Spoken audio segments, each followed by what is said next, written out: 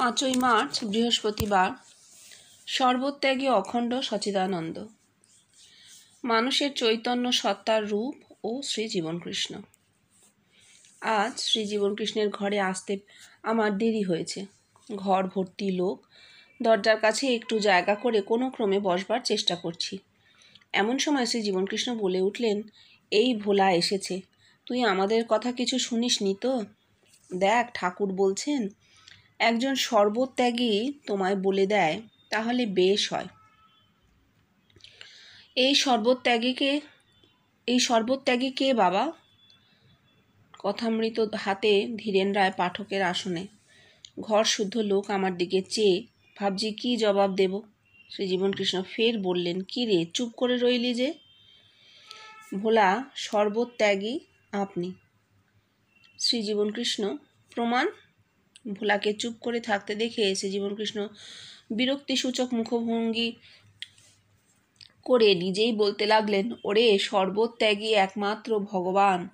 ভগবানই সর্বত্যাগী। বাইরে মানুষ রূপে যদি কেউ সর্বত্যাগী হন, তিনি যে সর্বত্যাগী তার প্রমাণ জগতের মানুষ।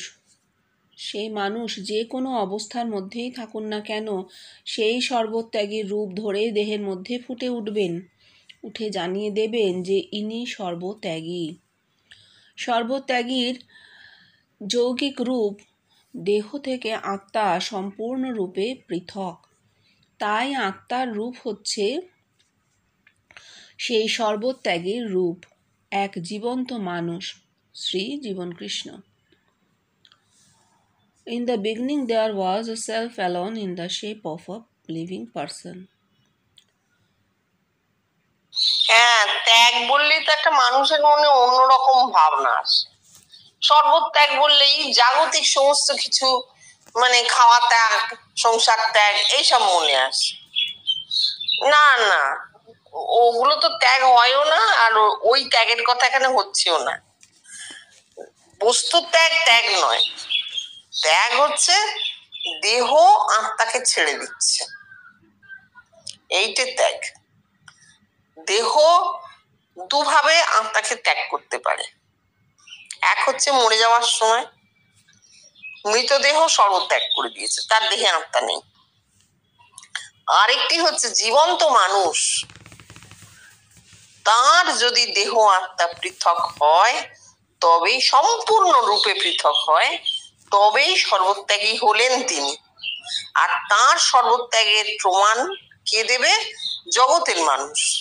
কারণ ওই যে তার আত্মা, দেহ থেকে আত্মা সম্পূর্ণরূপে পৃথক হয়ে গেছে, সেই আত্মা ফুটে উঠবে হাজার হাজার মানুষের দিকে। তারা এসে বলবে, আপনাকে দেখেছি, অর্থাৎ আমার আত্মা আপনার রূপে ফুটেছে আমার মধ্যে।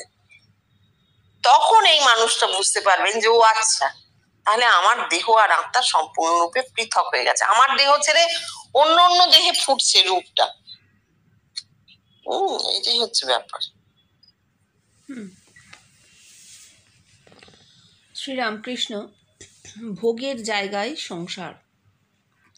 শ্রী জীবনকৃষ্ণ, তবে ত্যাগের জায়গাটি কোথায় বাবা? ঠাকুর সেইটি শুধু বলে গেলেন না। তোরা বলতে পারিস, কেন মশাই, বন? সেখানেও তো বাঘের পেটে যেতে হবে। তোদের আমি সেই ঘটনাবটি বলেছি, মনে নেই? অভেদানন্দ ও নির্মলানন্দ স্বামী দুজনে গেছেন হরিদ্বারে। উদ্দেশ্য নির্জনে সাধন করবেন। সেখান থেকে তাঁরা গেলেন লক্ষ্মণঝোলা। সেখানে তারা দেখেন একটি সাধু ঠিক গঙ্গার অপর পারে বিরাট একটা পাথরের ওপরে বসে হর হর বোম বোম করছে। আর যেখানে সেই সাধুটি বসেছে তার পাশেই জঙ্গল। এদের দুজনেরও স্থানটি দেখে ভারী পছন্দ হয়েছে। দুজনেই বলাবলি করছেন, দেখ কি চমৎকার স্থানে সাধুটি বসে তপস্যা করছে। এই বলতে বলতেই দেখে পাশের জঙ্গল থেকে একটি বাঘ বেরিয়ে এসে এক লাফে সেই সাধুটিকে ধরে নিয়ে জঙ্গলের ভেতর ঢুকে পড়ল। এরা দুজনে তাই না দেখে মার ছুট। তাদের তখন নির্জনে তপস্যা করার নেশা ছুটে গেছে। এখন বল, তাহলে ত্যাগের স্থানটি কোথায় পাওয়া যায়? ওরে বাবা, মানুষের দেহের মধ্যে ত্যাগের স্থান আছে সহস্রার শিবের কাশী। সেখানে মন গেলে সবই ত্যাগ হয়ে যায়, অর্থাৎ সবই পরিবর্তিত হয়ে যায় ভগবানে। তবে বেষ্টির সাধনে এর কোনো প্রমাণ নেই। প্রমাণ পেতে গেলে আমাদের এই ঘরের দিকে তাকা, তাহলেই বুঝতে পারবি। শ্রীরাম। এইটা বলে নি। হ্যাঁ হ্যাঁ হ্যাঁ, রাইট। এখানে একটা জিনিস ওই বোধহয় পড়ে আছে, নানা রূপ ধরে ভক্তকে দেখা দেন, এও সত্য। আর তুমি যেটা বললে ওটা পড়ে রয়েছে। যাই হোক, সংসার ভোগের স্থান। সংসার কত দূর? ষষ্ঠ ভূমি পর্যন্ত সংসার। দেহবোধ যতদূর দেহবোধ ততদূর সংসার। যেই দেহবোধ ছাড়িয়ে যাচ্ছে, সংসার নেই। কি করে সংসার থাকবে? তাই না? দেহটাই তো সংসার। তো দেহের বোধ যখন নেই তখন আর সংসার নেই। সপ্তম ভূমিতে সংসার নেই। সপ্তম ভূমিতে শুধু বোধ মাত্র। এবার দেখো, তুমি বলবে এ তো বেষ্টি, উনিও বলছেন এর বেষ্টি, শিবের কাশী। হ্যাঁ বেষ্টি, কিন্তু প্রমাণ নেই। আমার হয়েছে কিন্তু আমি প্রমাণ দিতে পারছি না। এবার আমাদের একটু তো বিশ্বব্যাপিত্বের দিকে তাকাতে হবে, তা না হলে মধু যে ছড়িয়েছে সে মধুটা পাবো কোত্থেকে? তাই না? মধু মানে মাধুর্য, মধু মানে মধুর। আমরা তো মধু পেয়ে মধুর আস্বাদন পেয়েছি। সুতরাং আমাদের বিশ্বব্যাপিত্বের দিকে একটু চাইতে হবে। তাহলে আমাদের কি হলো? আমাদের সংসার রইলো, দেহবোধ রইলো, সব রইলো, তাহলে কি হলো? না, যখন দৈব স্বপ্ন হয় তখন দেহবোধ থাকে না। দৈব স্বপ্ন সপ্তম ভূমিতেই হয়, তুরীয় থেকে নামে, তাহলে সেখানে দেহবোধ নেই, তাই না? তুরীয় থেকে স্বপ্ন নামে, দেহবোধ নেই। কারোর কারোর ডাইরেক্ট তুরীয় স্বপ্ন হয়, স্বপ্নের মধ্যে স্বপ্ন দেখছে, তুরীয়। কুয়াশা, ঘন কুয়াশা, তুরীয়। স্বপ্নের মধ্যে স্বপ্ন, তুরীয়। এগুলো আমরা জানি, স্বপ্ন মানুষ দেখে। যারা এইসব কথা জানেনি, শোনেনি, তারাও দেখেছে। তাদেরকেও যদি জিজ্ঞেস করা যায়, হ্যাঁ হ্যাঁ গভীর ঘুমে আমি স্বপ্ন দেখছি, আর স্বপ্নের মধ্যে আরেকটা স্বপ্ন দেখছি। এই যে জিনিসটা, এটা ভাবতে হবে যে কেন কেন ভাবছে, কেন এরকম বলছে। তার কারণ হচ্ছে সে ওই তুরীয় অবস্থাতে রয়েছে, তুরীয় অবস্থা থেকে স্বপ্নটি দেখেছে, তুরীয় অবস্থা থেকে নামবার সময় এমন স্বপ্ন তার হয়েছে। সুতরাং সে শিবের কাশী, সংসারের বাইরে, দেহবোধ নেই। হ্যাঁ, শুধু বেষ্টি দিয়ে ভাবতে গেলে হবে না, বিশ্বব্যাপিত্ব দিয়ে ভাবতে হবে। এই যে বলছেন প্রমাণ পেতে গেলে আমাদের এই ঘরের দিকে তাকা, তাহলেই বুঝতে পারবি। পড়ো। শ্রীরামকৃষ্ণ নানা রূপ ধরে ভক্তকে দেখা দেন, এও সত্য। আবার তিনি নিরাকার অখণ্ড সচিদানন্দ, এও সত্য। বেদে তাঁকে সাকার নিরাকার দুইই বলেছে, সগুণ বলেছে, নির্গুণও বলেছে। শ্রী জীবনকৃষ্ণ, এই দেখ, এখানে ঠাকুর বলছেন নিরাকার অখণ্ড সচিদানন্দ, আবার অপর জায়গায় বলছেন সকলে কি সেই অখণ্ড সচিদানন্দকে ধরতে পারে? রামচন্দ্র পূর্ণ ব্রহ্ম, এক জায়গায় অখণ্ড সচিদানন্দ নিরাকার, আবার এক জায়গায় রামচন্দ্র অখণ্ড সচিদানন্দ।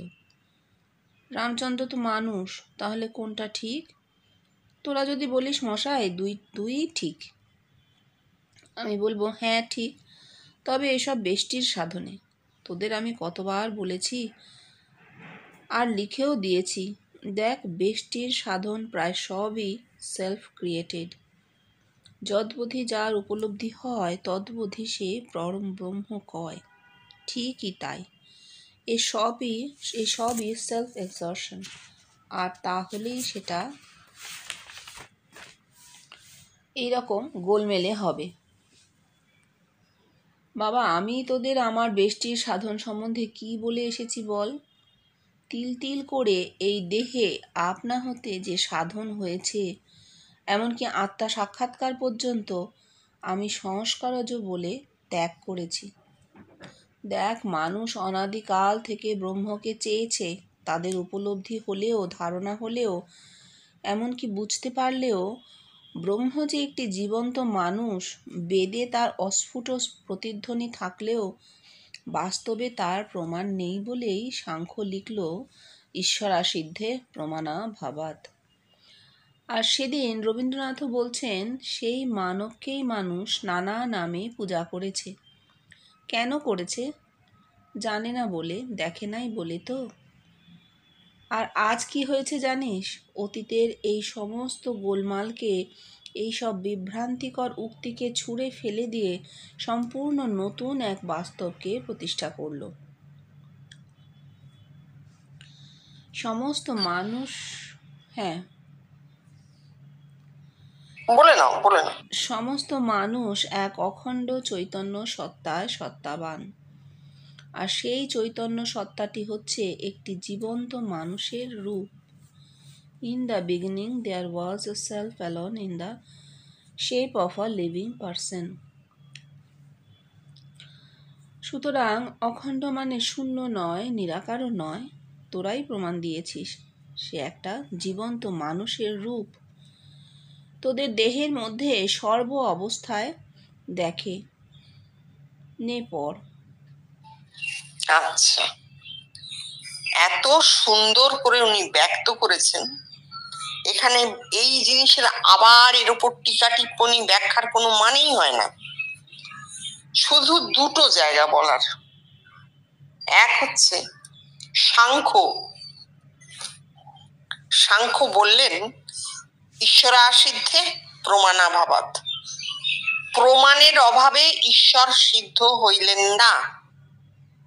অর্থাৎ সাংখ্য বেষ্টির প্রমাণকে নেননি, কেটে দিলেন, তাই তো?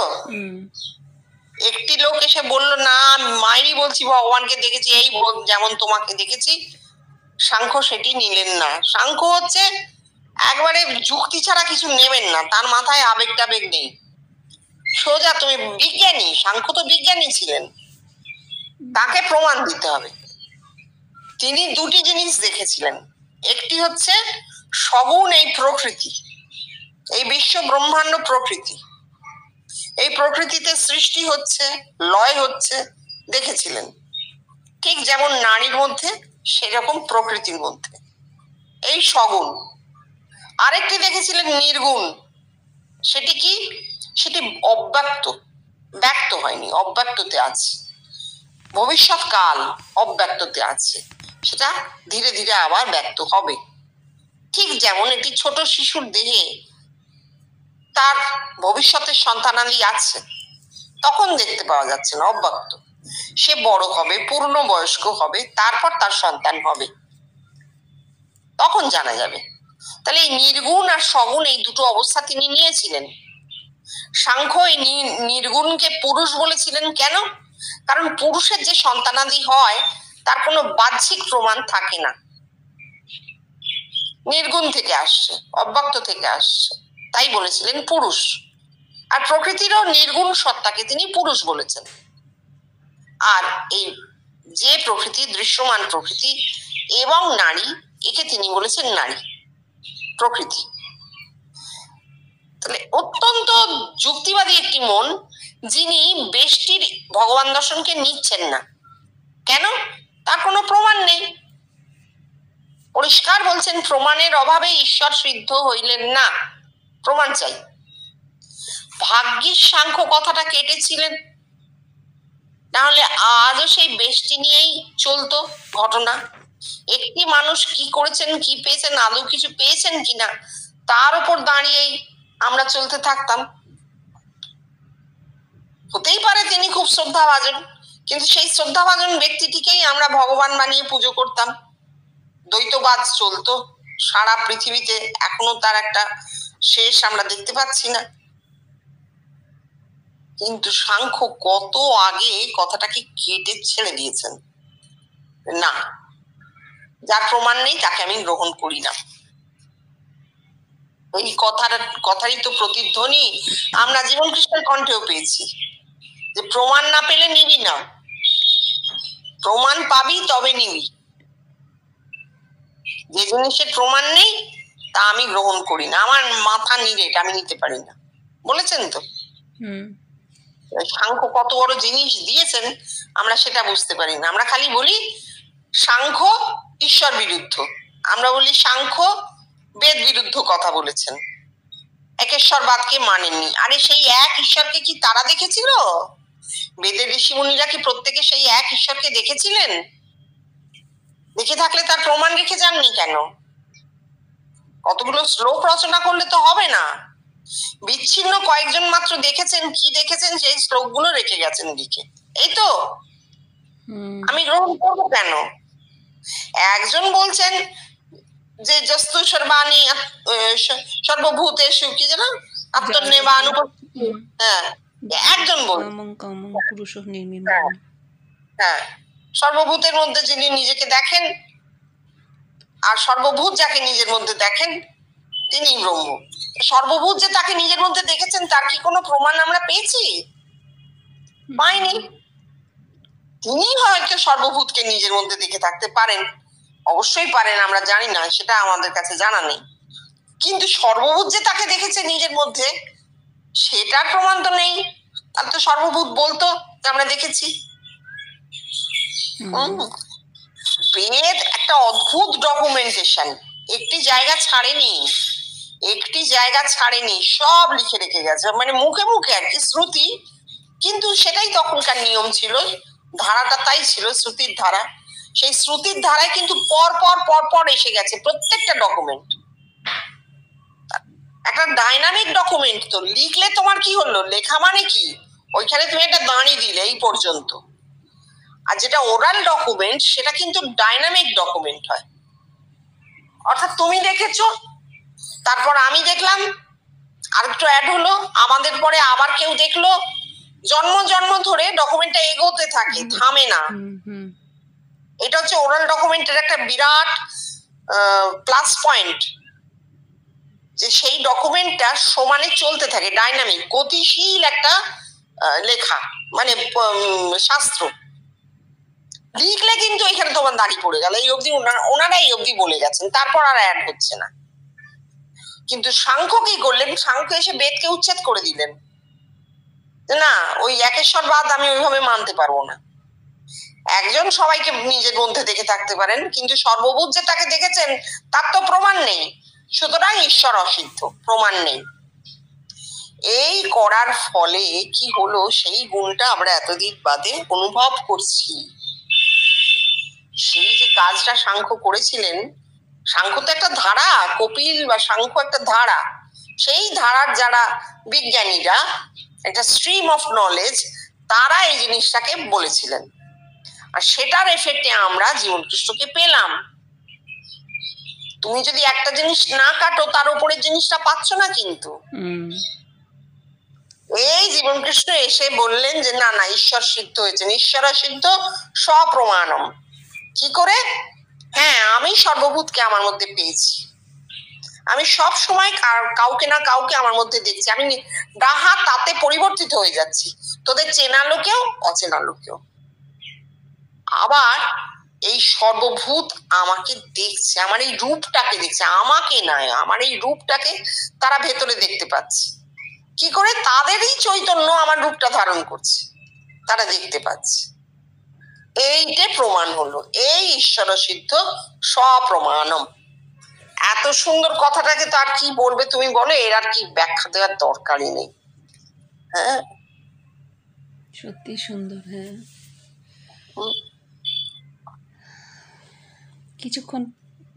কিছুক্ষণ পাঠ চলার পর শ্রীজীবন কৃষ্ণ বললেন, দেখ, মঠের এখন তিনি ভাইস প্রেসিডেন্ট ছিলেন, আমরা তাকে কেদার বাবা বলে ডাকতাম। তার সঙ্গে আমার খুব হৃদ্যতা ছিল। তিনি একদিন প্রসঙ্গক্রমে বলে চলেছেন, জানেন জীবনবাবু, আমরা এখন ভূতে ভূতে ভগবান দর্শন করবার চেষ্টা করছি।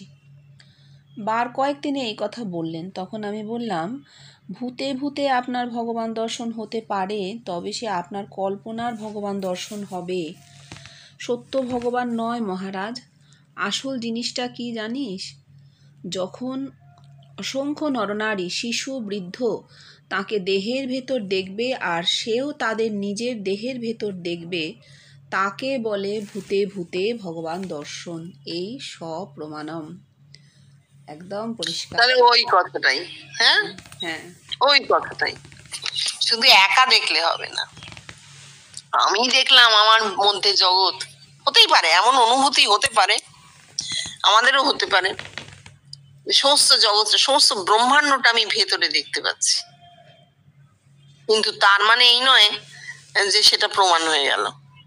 যখন ব্রহ্মাণ্ড আমাদেরকে ভেতরে দেখতে পাবে, দুদিক থেকে হতে হবে, দুদিক থেকে হতে হবে। হ্যাঁ, তখন কারিগর দাঁতে দাঁত বসালো, তার আগে নয়। আচ্ছা, তুমি